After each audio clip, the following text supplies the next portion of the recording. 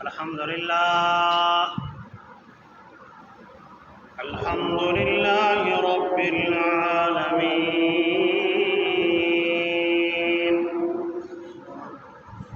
والعاقبة للمتقين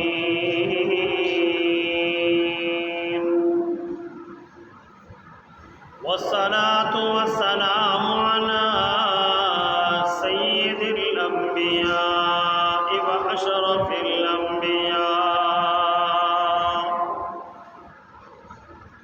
وخاتم الأنبياء وإمام الأنبياء والمرسلين وعلى آله وأصحابه وأهل بيته ومن تبعهم أجمعين. أما بعد فقد قال الله تبارك وتعالى في القرآن المجيد والفرقان الحميد: أعوذ بالله السميع العليم من الشيطان الرجيم. بسم الله الرحمن الرحيم. هماز مشاء بنميم. صدق الله مولانا العظيم وصدق رسوله النبي الأمي الكريم. فقد قال تعالى في شان حبيبه مخبرا وآمرا: إن الله وملائكته يصلون على النبي يا أيها الذين آمنوا صلوا عليه وسلموا تسلیما. کوئی زبان خالی نہ رہے. بابا اللہم صلی علی سیدنا وآل سیدنا ومولانا محمد وبارک وسلم وصلی علیہ. الصلاة والسلام علیک یا سیدی یا رسول اللہ وعلی آلک واصحابک یا حبیب اللہ.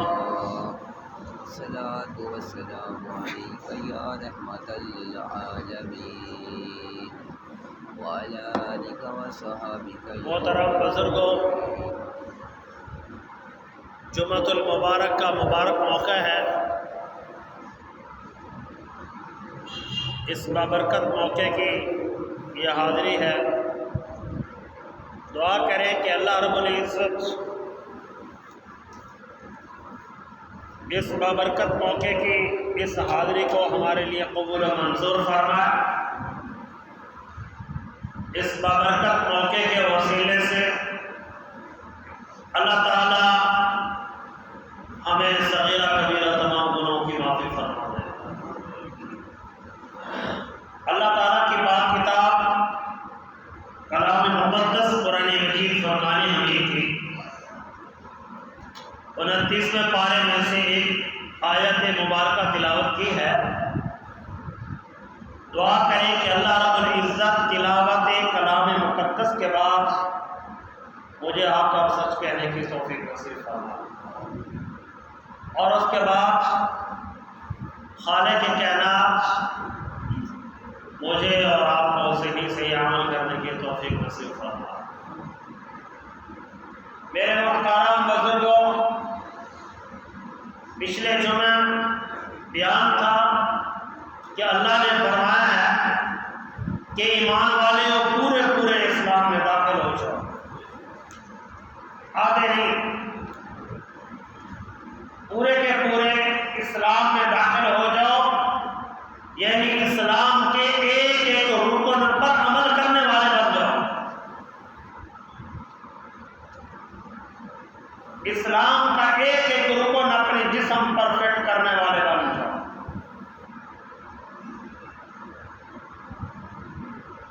اور یہ ماہ صفر المظفر، یہ وہ مہینہ ہے کہ جس مہینے میں سرکار دو عالم رحمت دو عالم سرور کونین صافی غوث شافی نیشن در یتیم آمنہ کے لال احمد مصطفیٰ محمد مصطفیٰ صلی اللہ علیہ وسلم اس ماہ مقدس کی انتہا میں اپنی جسم پر بیماری کے اثرات محسوس ہونے شروع کیے اور آنے والے مہینے کے اندر والا اور یہ سفر المظفر وہ بھی ہے کہ جب رحمت العالم صلی اللہ علیہ وسلم تشریف لائے تو اس مہینے میں تک لوگ جو تھے اندھیروں میں تھے، مشکلات میں زندگی گزار رہے تھے۔ ربیع الاول آیا تو اس نے آ کر بہاریں دکھا، اس لیے اس کو ایک زمانہ وہ بھی جانا جاتا ہے جب رحمت والے نبی تشریف نہ لائے تھے، تبھی یہ مسلمانوں کے لیے تھوڑا سا معلوم ہوتا ہے کہ اللہ نے کرم فرمایا، اس مہینے تک ظلمت کی چکی میں تھے، آنے والے مہینے میں اللہ نے کرم فرمایا۔ اور یوں بھی جانا جاتا ہے کہ اس مہینے تک اسلام اپنے انداز دکھاتا رہا اور اس مہینے کی اختتام نے بتایا اب آئندہ کے لیے اسلام کامل اور مکمل ہو چکا۔ اسی حوالے سے گفتگو ہوگی کہ اسلام جب کامل اور مکمل ہے تو اسلام ایک بات کہتا ہے کہ جھوٹ نہ ہو۔ اسلام کیا کہتا ہے؟ جھوٹ نہ بولو، جھوٹ نہیں، بڑی آباد چار دیواریاں بے آباد کر دی۔ اس جھوٹ نے، اس فریب نے، اور تیسرے الفاظ میں یوں سمجھو یہ اس دغا بازی نے نظام خراب کر کے رکھ دیا۔ اس جھوٹ کی وجہ سے نظام خراب ہو گیا، اتنا خراب ہو چکا ہے کہ باپ بیٹے سے جھوٹ بول رہا ہے اور جو بیٹا باپ سے جھوٹ، ماں بیٹی سے اور بیٹی ماں سے۔ کیوں؟ کہ اللہ تعالیٰ نے جو ہمارے اندر ایک قلب پیدا کیا ہے، دل ہے، وہ کچھ طلب کرتا ہے۔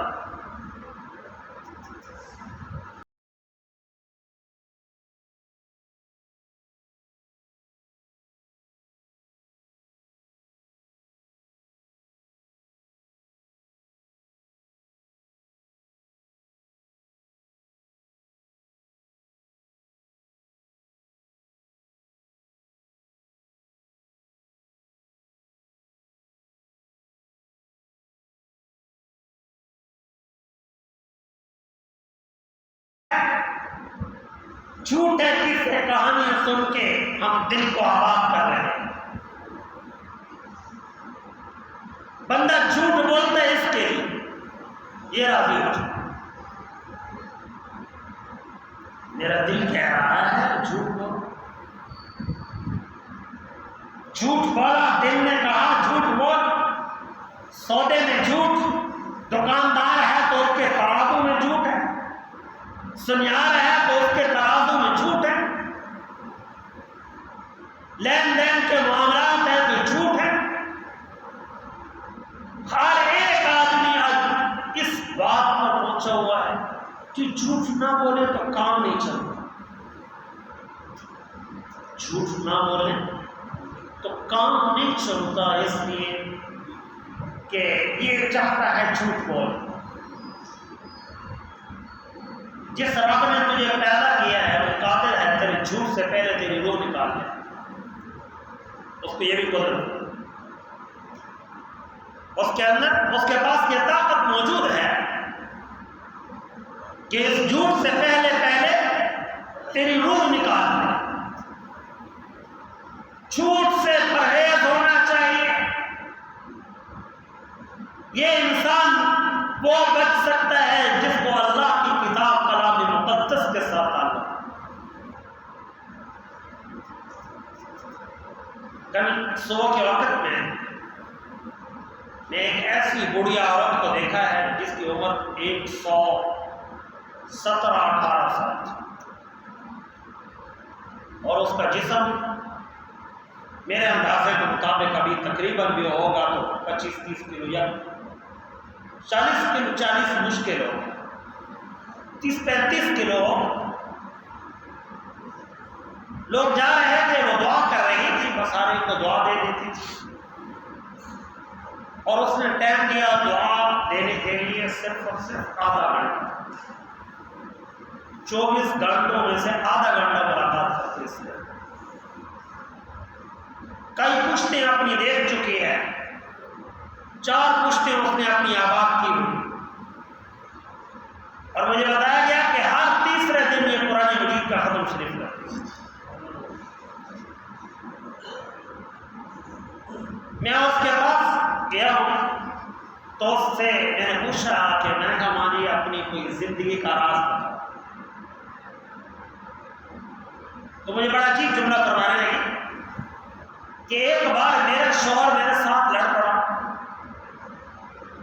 کسی معاملے میں، کوئی بات ہوئی ہمارے گھر. اگر میں جھوٹ بول لیتی تو مجھے یقین تھا میرا خامن مجھے کچھ نہ کہتا. اس میں اس لیے کہ میرا قصور تھا، اس نے مجھے 2-4 بار منع بھی کیا، ایسا نہ کیا کر، بھول نہ جایا کر، ایسے گزاروں کو بھول جا. اب اگر میں اس کو سچ بولتی تھی تو مجھے خطرہ بھی تھا. کہتی ہے کہ میں نے دل میں سوچا کہ جھوٹ سے آباد نہیں ہوتے، بے آبادیاں ہوتی. اگر تو جھوٹ بولا شاید اس گھر کے قابل ہی نہ رہے. جھوٹ نہ بول، سچ بول. کہنے لگی کہ میرے خامد نے میرے سر میں ڈنڈا مارا اور خون بہنے لگا. کافی دیر تک کہتی ہے خون بہتا رہا، میں اپنا خون بند کرتی رہی. جب ٹھیک ہو گیا کافی دنوں کے بعد تو میں نے دل میں سوچا کہ دنیا کو آباد کرتی ہوں، دنیا کے ساتھ تعلق قائم کرتی ہوں، دنیا عزت نہیں دے رہی. ایسا کیوں نہ کروں کہ اللہ کا قرآن اٹھا لو، عزت تو مل جائے.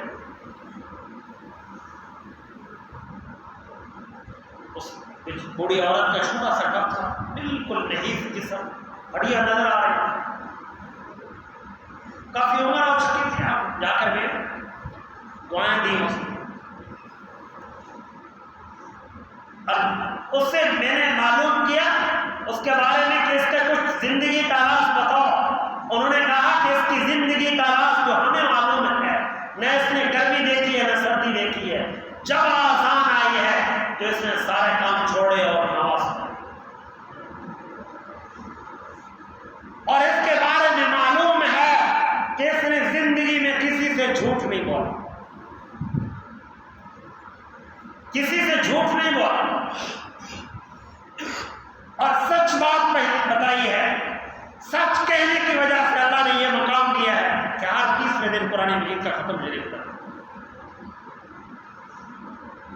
میں نے پوچھا کہ میں نے کہا اس کی زندگی کا کوئی اور راز. کہنے لگے کہ یہ اپنے زمانے میں جوانی میں حج پر گئے تھے. اس زمانے میں لوگ بحری جہاز میں جاتے تو اس کو 6 دن لگے تھے. تو وہاں ایک مولانا صاحب موجود تھے. تو مولانا صاحب سے مسئلہ پوچھا کہ مولانا میں نے ایک بات پوچھی سمجھی ہے، مسئلہ سنا ہوا ہے کہ ایک رات میں ختم نہیں کرنا چاہیے، مجھے کیا اجازت ہے؟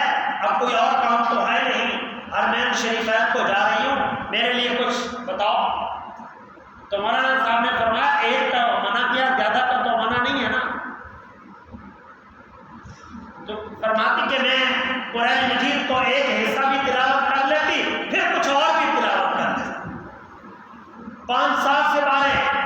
ایک رات میں قرآن مجید مکمل بھی پڑھ لیتی، پھر 5 سپارے اور بھی پڑھ لیتی، میری جان۔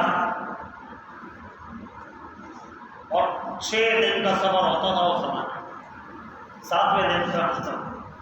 تو یہ کیا معاملات ہے کہ جن لوگوں نے جھوٹ سے اپنے آپ کو محفوظ رکھا، اللہ تعالیٰ ان کو بطور نمونہ رکھتا ہے۔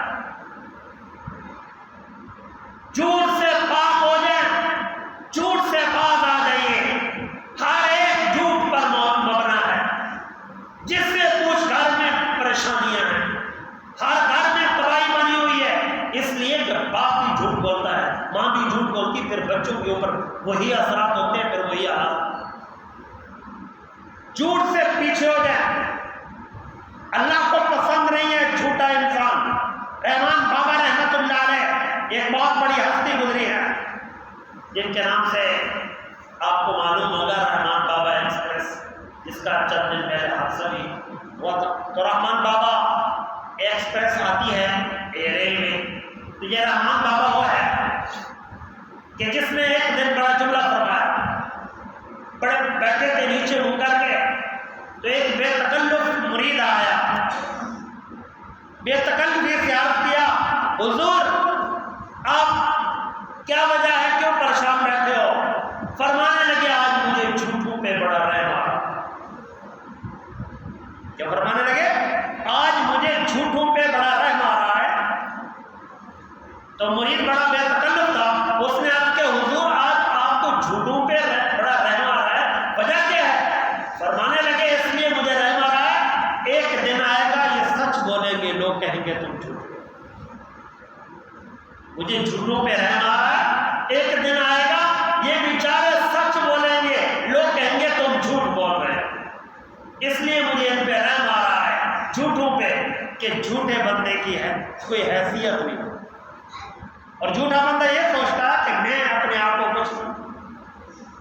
پہلی بات یاد رکھنا، جھوٹے انسان کا حافظہ کمزور ہو جاتا ہے۔ کیوں؟ اس لیے کہ اس کی ساری باتیں ہوتی بنی بنائی ہیں،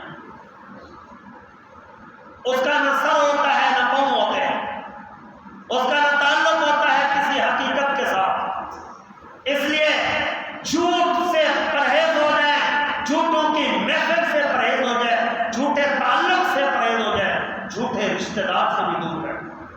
کیوں؟ اس لیے کہ وہ کہیں خطرہ ہے، جو اپنے ایمان کا نہیں وہ تیرا نہیں، جو اپنا نہیں وہ تیرا نہیں، جو اپنے ایمان کا خیال نہیں کرتا وہ تیرا کب خیال کرے؟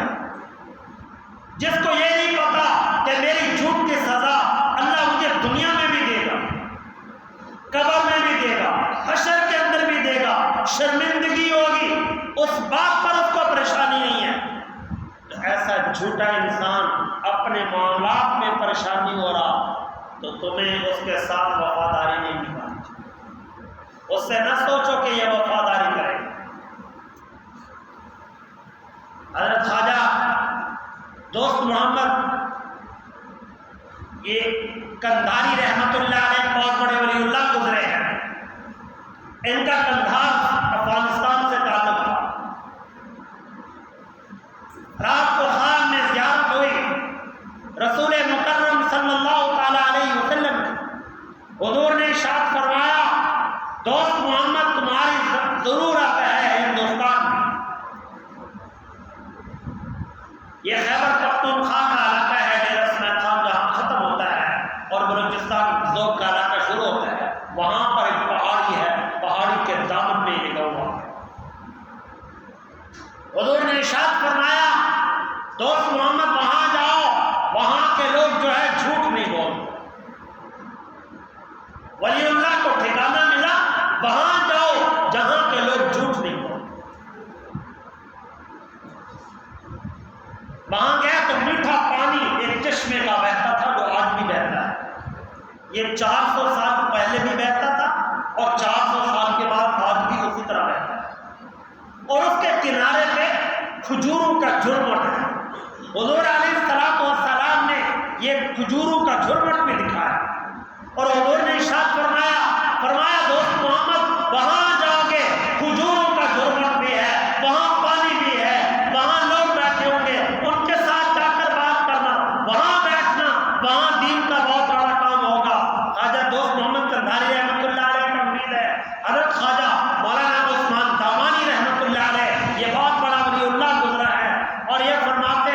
میں نے پیر صاحب سے پوچھا پیر صاحب کیا وجہ ہے علاقے میں پانی کڑوا ہے یہاں میٹھا کیوں ہے؟ فرمانے لگے اس لیے کہ یہاں کے لوگ جھوٹ نہیں بولتے، اللہ نے اس کی وجہ سے زمین کو بھی میٹھا کر دیا۔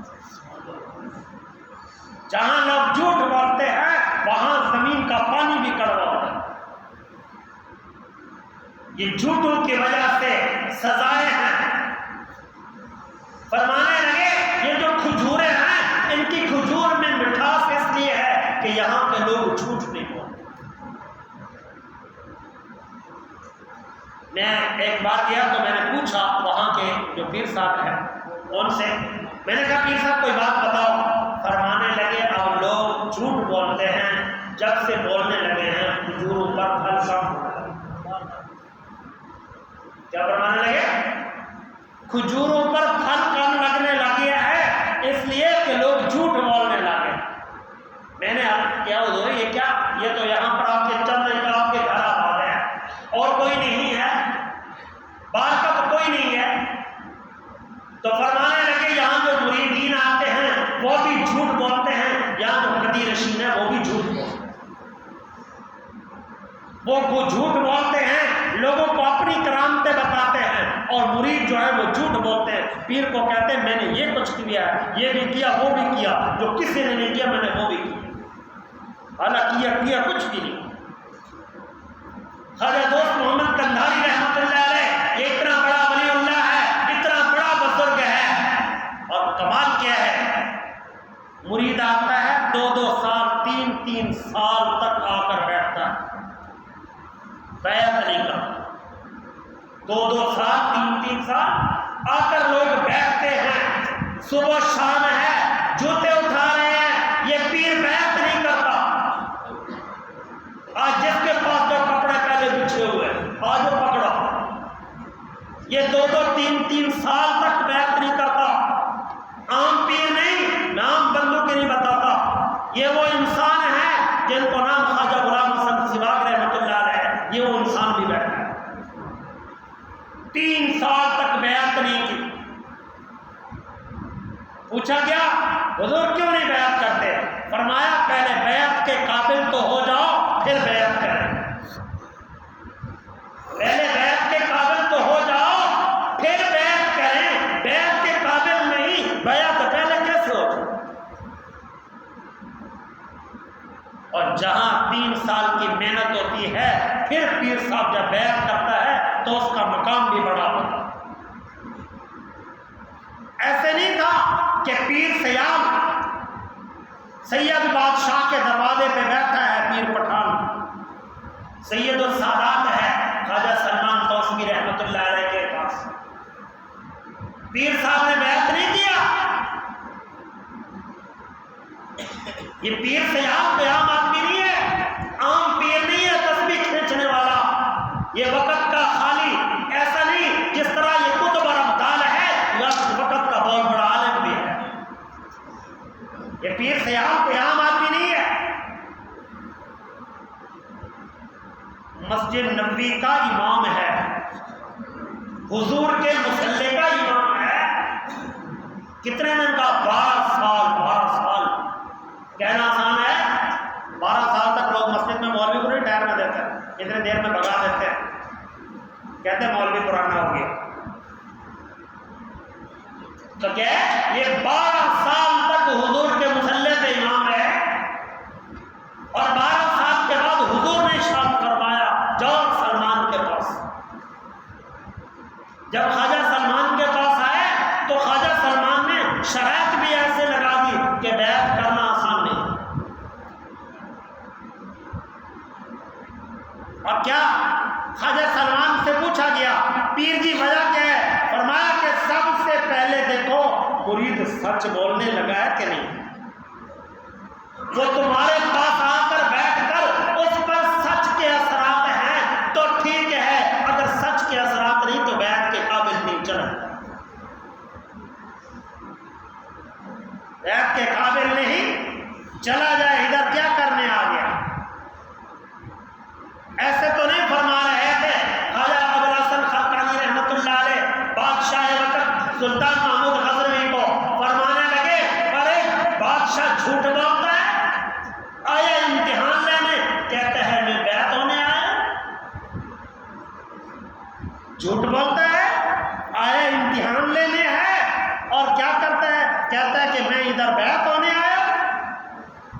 بیعت تمہارے جیسے لوگوں کو نہیں ہوگی، اس کو بیعت ہوگی جو سچ تو بولے۔ یہ جھوٹ سے پرہیز ہونا چاہیے۔ یاد رکھنا، جس نے حکیم کو اپنی طبیعت کے مطابق صحیح بات نہ بتائی تو اپنی جان کا خطرہ سمجھے، اور جس نے اپنے پیر کے سامنے بات سچی نہ کہی وہ اپنے ایمان کا خطرہ سمجھے۔ جس نے جھوٹ بولا بھائیوں کے سامنے، وہ اپنی زندگی کے لیے خطرہ سمجھے کہ میرے مرنے کے بعد میرے جنازے پر لوگ کہیں گے آج بے ایمان جا۔ ایسا سچ بول کہ لوگ آئیں تیری قبر کی بھی زیارت کریں، لوگ کہیں کہ آج ہم سچے انسان کی قبر پر آئے۔ کچھ نہیں ہوتا، ہر ایک آدمی اس بات پر ہے کہ جھوٹ نہ بولنے کی کاروبار کیسے چلے۔ کاروبار سے پہلے تو چلا جائے تو پھر کیا بنے؟ کاروبار سے پہلے تو چلا جائے پھر کیا بنے گا؟ ایسے باتیں نہ کی جائے، جھوٹ سے پرہیز ہونا چاہیے، جھوٹی بات نہ کرو۔ اور ایک بہت بڑا جھوٹ جو ماں کی گود سے ملتا ہے، حضور نے منع فرمایا، ماں باپ دونوں جھوٹ بولتے ہیں۔ کیا بچہ بات نہیں مانتا، اس کو جھوٹ بولا، کل جی تیرے لیے یہ کریں گے، کل تیرے لیے یہ کام کریں گے، حالانکہ جھوٹ ہے، نہیں کرنا، دل میں بھی ہے، لیکن بچے کو اس راستے کی بات بتانا۔ حضور نے فرمایا کہ بچے کے سامنے جھوٹ نہ بولو، اور بچے کو ڈراؤ بھی نہیں کسی چیز سے، اس لیے ڈراؤ گے تو تب بھی دل مردہ ہوگا، اور اگر اس کو جھوٹ سکھاؤ گے تو اس کا ایمان مردہ ہوگا۔ بچوں کے سامنے لوگ جھوٹ بولتے ہیں گھروں میں جھوٹ نہ بولا کرے، یہ بچوں کی تربیت کا خیال کرے۔ حضور نے ارشاد فرمایا ہے جب تمہارے دروازے پہ دستک دینے والا ہے تو اپنے بچے کے ہاتھ میں کچھ دے کر دیا کرو تاکہ اس کا ہاتھ سخیوں میں شامل ہو۔ بچے کی تربیت کرو، بچے کو جھوٹ نہ بولنے دو، یہی بڑا ہو کر جھوٹ بولے گا۔ جھوٹ سے باز آنا چاہیے۔ بادل آتے ہیں برستے نہیں، اس لیے کہ لوگ جھوٹ بولتے ہیں۔ بادل آتے ہیں برستے نہیں، قیامت کے قریب یہ نشانیاں ہوں گی، بادل آئیں گے برسیں گے نہیں، لوگوں کی توقع ہوگی برسیں گے نہیں، اس لیے کہ لوگ جھوٹے ہوں گے، جھوٹ بولیں گے۔ جب پہلے لوگوں نے جھوٹ بولا اللہ نے ان کی شکلیں بدل دی۔ اللہ نے کیا فرمایا؟ کونوا قردۃ خاسئین، وہ بندر اور خنزیر ہو گئے، بندر ہو گئے، خنزیر بن گئے، اللہ نے شکلیں بدل دی۔ لوگ جھوٹ بولتے تھے، اللہ نے شکلیں بدل کر کے رکھ دی۔ یہ جھوٹ کے پیچھے نہیں جانا چاہیے۔ جھوٹا سہارا، یاد رکھنا ایک جھوٹ کو سہارا دینے کے لیے 100 جھوٹ کی ضرورت ہے، اور 100 بندہ جھوٹ جب اس پر بولتا ہے اس کے بعد ان کو پتہ چل جاتا ہے کہ حقیقت کیا ہے۔ ایک ملتان شریف کے ایک بزرگ ہوتے تھے، اور ایک بڑا جملہ فرماتے تھے، فرماتے ابا، یہ ان کا جملہ ہوتا، فرماتے ابا جب بندہ جھوٹ بولتا ہے پھر 100 جھوٹ اس پر چھپانے کے لیے بولتا ہے، پھر بڑا جھوٹ بزرگ ہو جاتا ہے، پھر وہ بیچارے کے پاس طاقت رہتی نہیں، وہ بزرگ پھر سامنے ہوگا، ہر کسی کو پتہ چل جاتا ہے یہ بیچارہ بوڑھا ہے، یہ اس کے پلے کچھ نہیں، پتہ چل جاتا ہے۔ ہم یہ سوچتے ہیں ہمارا کسی کو پتہ نہیں چلا، اور بھائی جب بندہ سچ بولتا ہے زبان بھی کہتی ہے سچا ہے۔ ایک بار مجھے بتانے لگے، یہ 3 دن پہلے ملاقات ہوئی، ایک بہت بڑے عالم گزرے ہیں بلوچستان کے علاقے میں، تو مجھے وہاں پر ایک بات بتانے لگے کہ ایک قتل ہو گیا، نوجوان آدمی پتہ نہیں کس نے قتل کیا، اور قتل کر کے پانی والے کنویں میں ڈال دیا۔ وہ بندہ اس کو بوری کے اندر بند کر کے ڈال دیا۔ جب نکالا تو میت باہر آئی۔ جب میت باہر آئی ہے لوگ بڑے پریشان ہوئے۔ تو اس زمانے میں جو تھانے دار ہوتا تھا بڑا ظالم تھا، سکھڑے کا حکومت تھی، سکھڑے الگ ہوتے تھے، سکھڑا تھانے دار تھا، سکھ تھا۔ وہ آیا، اس نے کہا تمہاری کتاب جو ہے قرآن مجید، تمہاری کتاب جو قرآن مجید ہے اس کے اندر اللہ تعالیٰ نے بڑی شان رکھی ہے، میں ایسا کرتا ہوں میں قرآن مجید کو چادر میں رکھواتا ہوں اور تمہارے دو بندے چادر پکڑ کے کھڑے ہو جائیں، میں سارے گاؤں کو اندر سے گزاروں گا، جو قاتل ہوگا فوراً نکل آئے گا۔ تو مرد، عورتیں، بوڑھے، بچے، جوان سب کو چادر کے نیچے سے تھانے دار نے گزار دیا، سارے گزر گئے۔ تو وہاں کے جو امام مسجد تھے بہت بڑے عالم تھے، لوگوں نے کہا کہ یہ لوگ بھی ایسا نہیں ہو سکتا۔ تھانے دار نے کہا یہ کیسے ہو سکتا ہے، مولوی صاحب بھی چلے۔ تو جب مولانا صاحب گزرنے لگے تو ایک جملہ فرمایا ظالمو، جس نے قتل کیا وہ قاتل جب ہمارے جیسے علماء کے سامنے ایسے سپرد کرو گے وہ قاتل دنیا میں اندھے ہو جائے۔ تو مولانا صاحب کو جب آخر میں نکالا گیا تو انہوں نے بڑی عجیب حرکت کی۔ جو قاتل تھے انہوں نے چادر پکڑی ہوئی تھی، قاتل جو تھے انہوں نے چادر پکڑی ہوئی تھی اور گاؤں کو گزروا رہے تھے۔ کیا تھا؟ گزروا گاؤں کو رہے تھے، قاتلوں نے چادر پکڑی ہوئی ہے، تھانے دار وہاں موجود ہے۔ تو مولانا صاحب فرمانے لگے، شکلیں دیکھ کے فرمانے لگے تھانے دار ان دو کا بھی پوچھ رہے۔ تھانے دار نے کہا اچھا تم دونوں جاؤ میرے لیے پانی لے آؤ، علیحدہ علیحدہ گلاس میں مجھے پانی پلاؤ۔ جب وہ گئے تو الٹے گلاس لے کر، سیدھے گلاس کے بجائے الٹے گلاس لے کر آ گئے۔ تو سکھڑے نے کہا ایک بات مجھے پتا ہے، میں سکھ ہوں، میرا مذہب اور ہے، میرا عقیدہ اور ہے، میں تمہاری کتاب کو بھی نہیں مانتا، تمہارے نبی کا بھی میں منکر ہوں، تمہارے مذہب کا بھی میں منکر ہوں، لیکن مجھے اس بات کا پتہ ہے تمہاری کتاب میں لکھا ہوا ہے جو جھوٹ بولتا ہے وہ پکڑا جاتا ہے، وہ دنیا میں عزت کی زندگی نہیں گزارتا۔ یہ بتاؤ میں نے تمہیں پانی پلانے کا کہا، تمہارے ہاتھ میں الٹے ہو کر گلاس آئے اور موقع پہ پکڑا گیا، دونوں کو پکڑ کر لے گیا۔ تو کیا ہے؟ یہ جھوٹ ایسی چیز ہے جو انسان کو دنیا میں بھی شرمندہ کرتا ہے۔ ہمارے آبا آتے ہیں مسجد میں، نمازیوں میں بھی یہ بہت سارے مسائل ہیں، لوگ حج کرنے جاتے ہیں وہاں بھی ایسے مسائل۔ مجھے ایک آدمی ملا بہت بڑے اچھے انداز میں ملا بیت اللہ میں، اس کے ساتھ دو خواتین تھی، مجھے کہنے لگا یہ آپ کی بچیاں ہیں، ہماری جیب کاٹ گئی، ہمارے پاس اتنے درائم تھے، ہم آئے کہاں سے؟ برطانیہ سے، میرے پاس نیشنلٹی ہے۔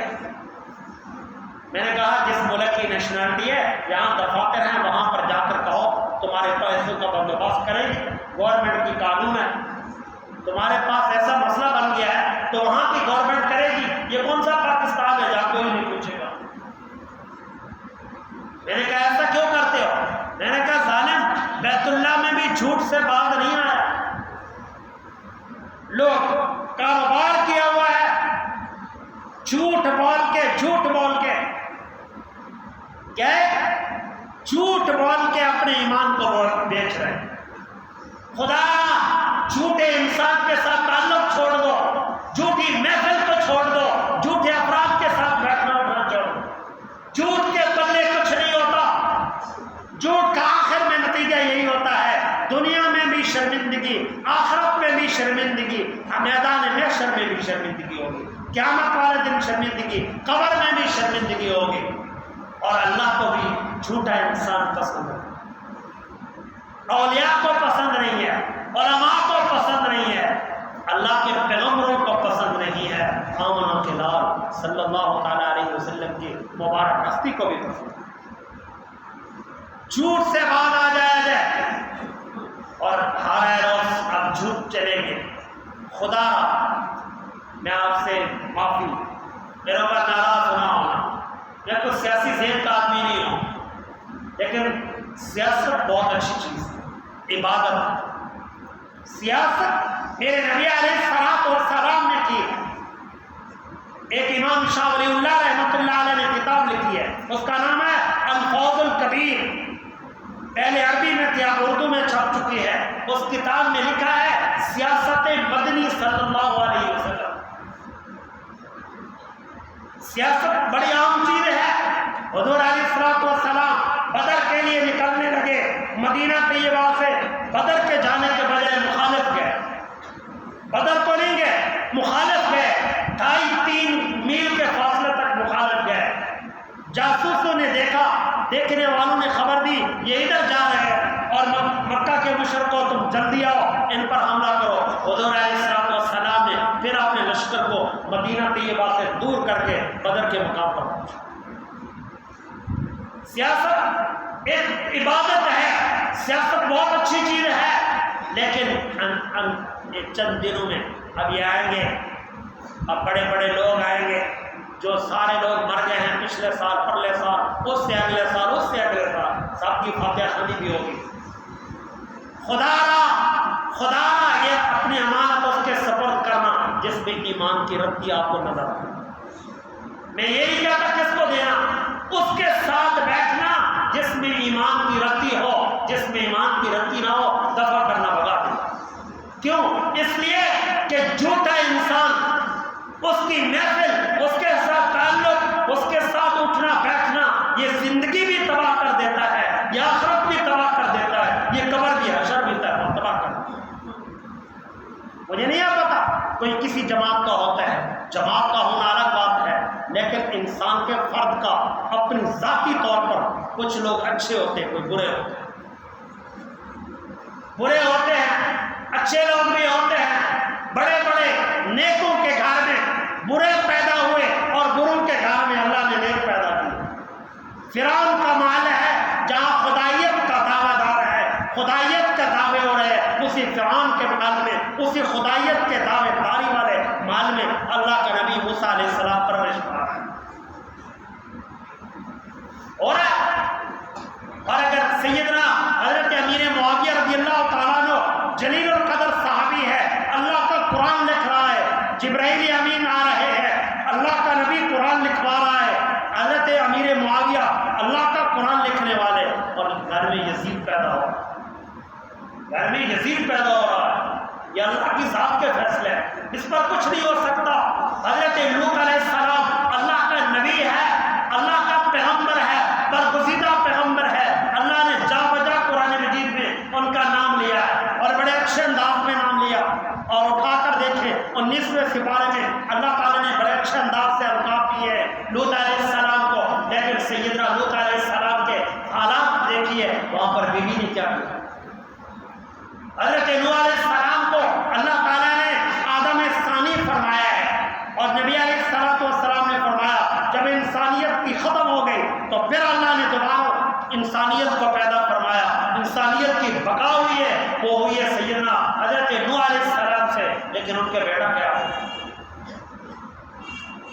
بیٹا کیا ہو گیا؟ میں نے کہا یہ نہیں ہوتا کہ کوئی کسی کا ہو کسی کا نہیں، لیکن آپ فرد کو دیکھا کرو، یہ فرد جھوٹا تو نہیں ہے، یہ فرد جھوٹا تو نہیں ہے، یہ سچا ہے، یہ جھوٹا ہے۔ یاد رکھنا، جھوٹے انسان سے تعلق چھوڑ دو، جھوٹے انسان کے ساتھ بیٹھنا اٹھنا چھوڑ دو۔ یہ دکاندار حضرات کروڑوں روپے گھر میں موجود ہیں، پریشان ہیں، میرے پاس بڑے بڑے لوگ آتے ہیں بیچارے پریشان ہیں۔ میں آپ کو ایمانداری سے کہتا ہوں سچ بولنا شروع کر دو، کوئی پریشان نہیں، روزی جو اللہ کے پاس ہے وہ اللہ دے گا۔ جھوٹ بولنا چھوڑ دیا۔ رحمت والا نبی آمنہ کے لال صلی اللہ تعالیٰ علیہ وسلم جب پہنچتے ہیں شام کی منڈی میں، وہاں پر کھجوروں کو 3 حصوں میں کر دیا، جو عمدہ تھی، جس پر راستے میں بارش آئی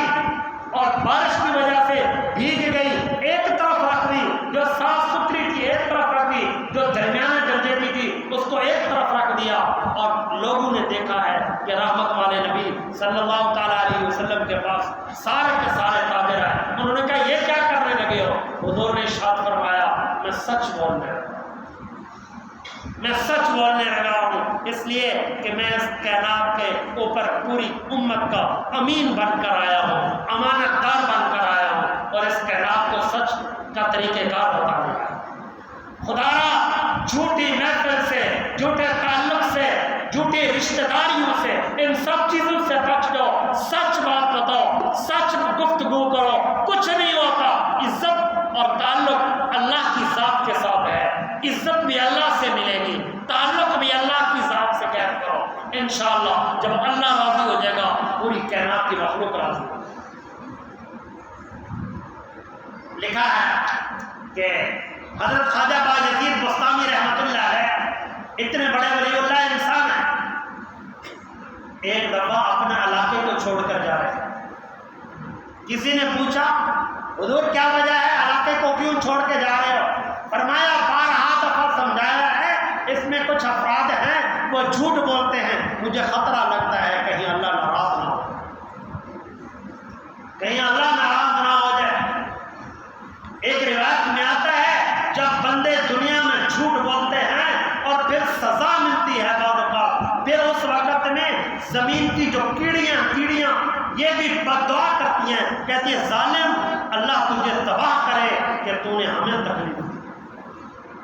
जमीन के ऊपर रहने वाली तमाम मखलूका, फिर फरमाया चरिंद परिंद उड़कर भी बद्दुआ करते हैं, जालिम तुझे अल्लाह तबाह और बर्बाद करे कि तूने हमारे साथ बड़ा जुल्म।